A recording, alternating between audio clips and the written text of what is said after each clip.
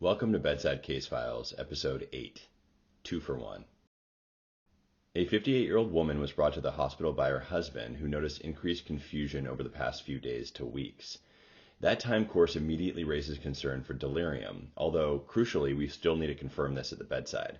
Delirium is defined by an acute disturbance in attention, and attention is the cognitive domain that best separates delirium from other causes of altered mental status. At the bedside, we test this directly by asking the patient to spell world backwards, name the days of the week in reverse, or repeat progressively longer strings of digits. Before going any further in this case, let's first step back and review our framework for delirium. When we approach delirium, it helps to be systematic. I like to organize the differential into 5 broad categories: neurologic, toxic, metabolic, infectious, and other.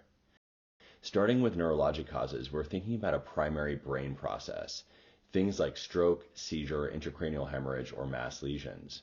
Here the history is key: sudden onset, headache, trauma, or witness seizure activity.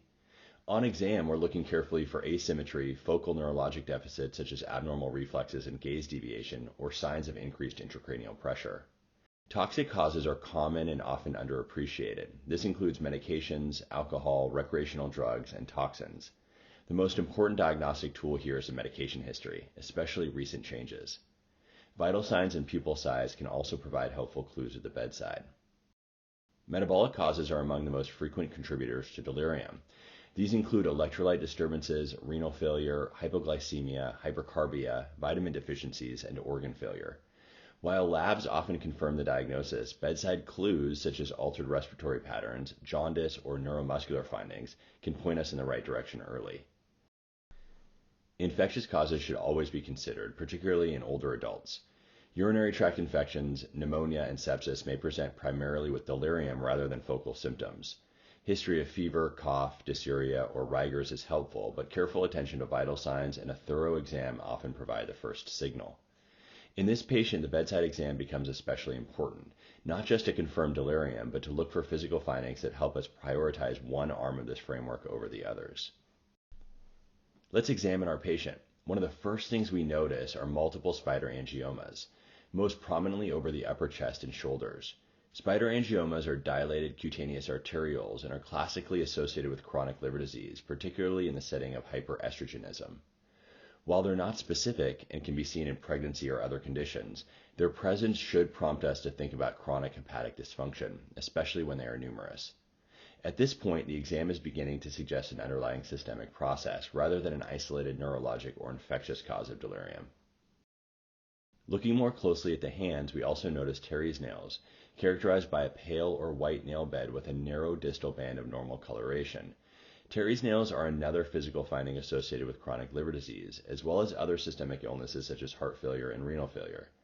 Like spider angiomas, they're not diagnostic on their own, but when seen together, they strengthen the case for long-standing systemic disease, particularly cirrhosis. Importantly, these findings suggest that whatever is causing this patient's delirium has likely been evolving over time rather than being an acute, isolated event. And finally, when we ask the patient to extend her arms and dorsiflex her wrists, we observe asterixis, a brief, non-rhythmic loss of postural tone. Asterixis is a sign of metabolic encephalopathy, most commonly hepatic encephalopathy, though it can also be seen in uremia or severe hypercapnia. In this clinical context, confusion, stigmata of chronic liver disease, and a history of alcohol use, asterixis strongly points toward hepatic encephalopathy as the cause of her delirium. At this point, we can reasonably conclude that this patient has previously undiagnosed cirrhosis, most likely related to alcohol use, complicated by hepatic encephalopathy. But as we continue the bedside exam, we notice one additional finding that doesn't quite fit. Her jugular venous pressure is elevated. In patients with cirrhosis, we typically expect low or normal filling pressures due to systemic vasodilation and effective arterial underfilling. An elevated JVP should therefore give us pause. It suggests that there may be another process occurring simultaneously. When a bedside finding doesn't fit the story, it's usually a signal, not a distraction, and in this case, it forces us to step back and rethink the physiology. When we see an elevated jugular venous pressure, we need to think in terms of heart failure physiology, and a useful first division is whether systolic function is reduced or preserved. On the left side of this framework are causes of reduced systolic function: ischemia, tachyarrhythmias, valvular disease, and toxic or infectious cardiomyopathies. In this patient, alcohol use is particularly relevant as chronic alcohol exposure can lead to dilated cardiomyopathy with impaired contractility. On the right side are causes of preserved systolic function, where intrinsic contractility is maintained but filling pressures are elevated due to other mechanisms. These include things like increased afterload, valvular disease, and infiltrative or restrictive processes. Before we continue to walk through the heart failure framework, it's important to introduce a critical concept: cardiac cirrhosis. Chronic right-sided heart failure, particularly when venous pressures are persistently elevated, can lead to passive hepatic congestion, progressive fibrosis, portal hypertension, and ultimately a cirrhotic appearing liver. In other words, not all cirrhosis starts in the liver. That's why whenever we encounter a patient with cirrhosis and an elevated jugular venous pressure, we have to stop and ask a fundamental question: which is the chicken and which is the egg? Was this always a primary cardiac process that led to hepatic congestion and cardiac cirrhosis? Or was this primary liver disease that later produced heart failure physiology? With that in mind, let's now walk through the heart failure framework in order, with an eye toward conditions that are particularly relevant in patients with cirrhosis. Starting on the side of reduced systolic function, chronic alcohol use is directly cardiotoxic and can lead to a dilated cardiomyopathy. In a patient with alcohol-associated liver disease, this remains an important potential explanation for elevated filling pressures. Moving to valvular disease, disorders of the tricuspid valve deserve special attention. Whether regurgitant or stenotic, tricuspid valve disease can lead to chronic hepatic venous congestion and are classic causes of cardiac cirrhosis. In these patients, the liver findings may dominate the presentation even though the primary pathology is cardiac. In any cirrhotic with heart failure, one should think of hemochromatosis as an Occam's razor, unifying both conditions with one diagnosis. Among the other causes of preserved systolic function, constrictive pericarditis is a particularly important mimic of cirrhosis. Constriction can present with ascites, hepatomegaly, and portal hypertension, often leading to prolonged misdiagnosis as a primary liver disease. Elevated JVP with prominent right-sided congestion should always raise this possibility.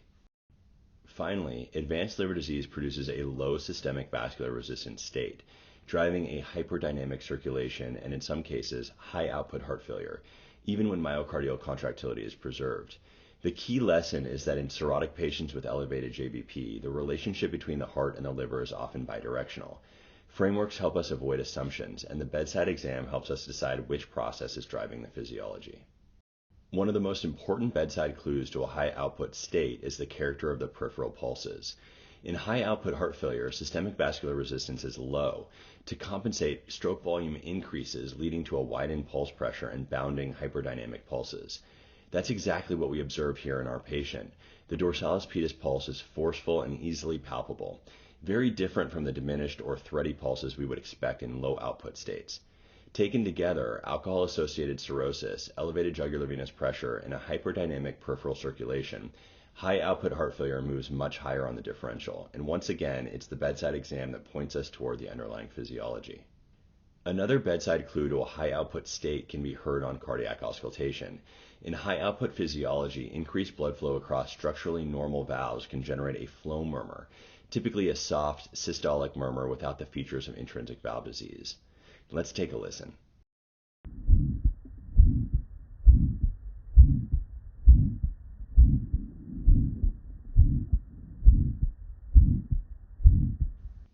What we heard is an early peaking systolic murmur, consistent with what we would expect to hear in a patient with a flow murmur. It reflects increased flow through the heart rather than abnormal valve structure. When taken together, bounding peripheral pulses, elevated jugular venous pressure, and a flow murmur, the bedside exam consistently points toward a hyperdynamic, low systemic vascular resistance state. At this point, the physiology is becoming hard to ignore. At this point, it's worth stepping back and revisiting our heart failure framework. Based on the bedside exam, elevated jugular venous pressure, bounding peripheral pulses, and a systolic flow murmur, the physiology is most consistent with a high output, low systemic vascular resistance state. In patients with advanced cirrhosis, this pattern is well described.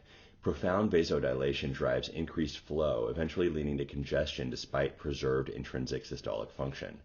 So before seeing any invasive data, we would expect to find low SVR and elevated cardiac output.